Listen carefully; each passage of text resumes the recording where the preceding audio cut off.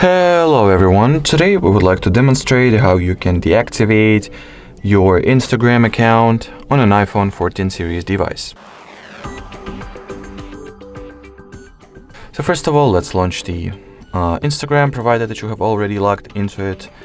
In here, open the own profile page. At the top right corner, tap on the three horizontal lines, then go for settings.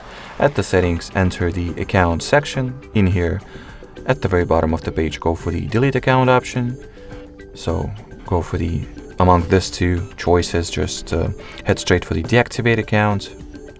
In here, choose what reason stands behind you deactivating it. So I'll just, let's say, go with just need a break.